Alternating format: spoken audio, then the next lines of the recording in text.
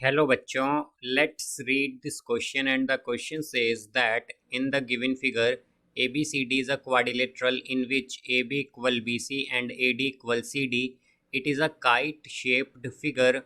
Prove that first triangle ABD congruent triangle CBD and show DB is bisector of angle ADC and BD is bisector of angle ABC. Second, triangle AOD congruent triangle COD so that angle AOD is equal to angle COD is equal to 90 degree. तो आइए अब इस question को यहाँ पर हम solve कर लेते हैं। इस क्वेश्चन में कहा गया है कि ABCD एक क्वाड्रिलेटरल है जिसमें AB इक्वल है BC के, AD इक्वल है CD के और ये एक काइट शेप्ड फिगर है। तो हमें ये जो दो पार्ट्स गिवन है इन्हें प्रूव करना है।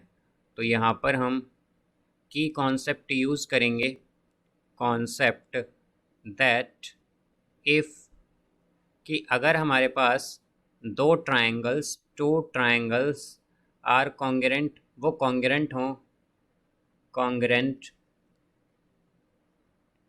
तो हमारे पास क्या होता है, देन देयर कॉरस्पॉन्डिंग साइड्स, तो उनकी कॉरस्पॉन्डिंग साइड्स और एंगल इक्वल होंगे। कॉरस्पॉन्डिंग साइड्स और एंगल क्या होंगे, इक्वल होंगे। साइड्स एंड एंगल्स वो इक्वल होंगे, आर इक्वल। तो यहाँ पर हम अगर देखें कि इसमें हम क्या करेंगे, फर्स्ट पार्ट लेंगे पहले हम यहाँ पर। तो फर्स्ट पार्ट में हम क्या करेंगे, कंसीडर करेंगे triangle ABD। In triangle ABD अगर हम लें एंड ट्रायंगल CBD, अगर हम ये दो ट्रायंगल कंसीडर करते हैं तो इसमें AB इक्वल है BC के, AB इक्वल है BC के, ये हमें क्या है, गिवन है। इसी तरह अगर हम देखें तो हमारे पास AD इक्वल है CD के, AD इक्वल है CD के, ये भी हमें क्या है, गिवन है। और इसी तरह अगर हम देखें तो हमारे पास जो BD है ये कॉमन है। BD क्या है, दोनों ट्रायंगल में ये कॉमन है। तो हम क्या कह सकते हैं यहाँ से कि हमारे पास ट्रायंगल ABD कॉन्ग्रेंट होगा ट्रायंगल CBD के by SSS side side side congruency rule से, कॉन्ग्रुएंसी रूल से। अब यहाँ से अगर ये दोनों ट्रायंगल कॉन्ग्रेंट हैं तो जैसा कि हमने की कंसेप्ट में देखा था कि अगर दो ट्रायंगल कॉन्ग्रेंट हो तो उनके जो कॉरस्पॉन्डिंग साइड्स और एंगल होते हैं वो इक्वल होते हैं। तो यहाँ पर हमारे पास क्या होगा कि जो एंगल ADB है, एंगल ADB वो इक्वल हो जाएगा एंगल CDB के, एंगल CDB के बाय CPCT से। इसी तरह अगर हम देखें तो हमारे पास एंगल ABD जो है, एंगल ABD वो इक्वल हो जाएगा एंगल CBD के, CBD के, ये भी किससे आएगा, बाय CPCT से। तो अब अगर हम देखें कि अगर ये यहाँ पर एंगल्स इक्वल आ रहे हैं हमारे पास, तो हमसे क्या कहा गया है कि DB बाइसेक्टर है एंगल ADC का। तो हम देख सकते हैं कि ये करेक्ट है, बिकॉज बाइसेक्टर क्या करता है, एक एंगल को दो इक्वल पार्ट में डिवाइड करता है। तो हम देख सकते हैं कि यहाँ पर BD ने क्या किया कि हमारे जो एंगल्स हैं एंगल ADB और वो किसके इक्वल आया है, एंगल CDB के। तो यहाँ पर जो हमारा एंगल ADC था इसे दो इक्वल पार्ट में किसने डिवाइड किया, BD ने। तो हम क्या कह सकते हैं कि BD क्या है, यहाँ पर BD बाइसेक्टर है, बाइसेक्टर ऑफ एंगल ADC की। अब इसी तरह अगर हम सेकंड देखें तो फिर क्या कहा गया है कि BD बाइसेक्टर है ABC की।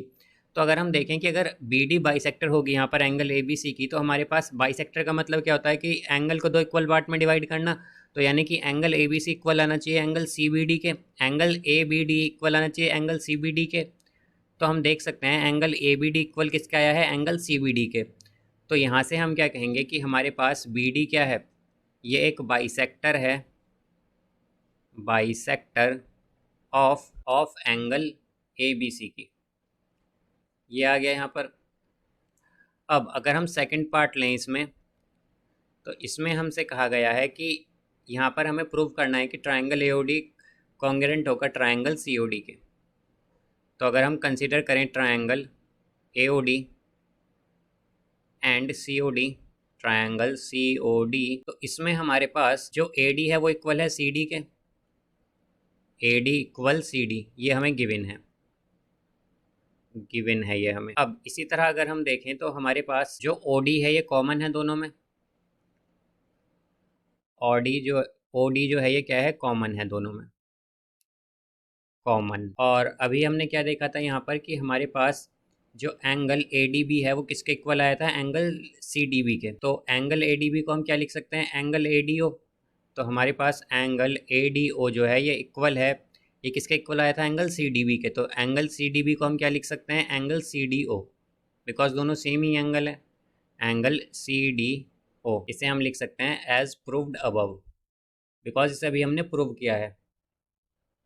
तो हमारे पास क्या आ गया कि ट्रायंगल AOD कॉन्ग्रेंट हो गया है यहाँ से हमारे पास ट्रायंगल COD के बाय SAS कॉन्ग्रेंसी रूल से, कॉन्ग्रेंसी रूल से, यानी कि साइड एंगल साइड कॉन्ग्रेंसी रूल से। अब यहाँ से अगर हम देखें कि अगर ये दोनों कॉन्ग्रेंट हैं ट्रायंगल, तो इसका मतलब क्या है कि जो करस्पॉन्डिंग एंगल और साइड्स हैं वो इक्वल होंगी, यानी कि एंगल AOD जो है वो इक्वल होगा एंगल COD के, एंगल AOD इक्वल होगा एंगल COD के। और ये आया है हमारे पास बाय CPCT।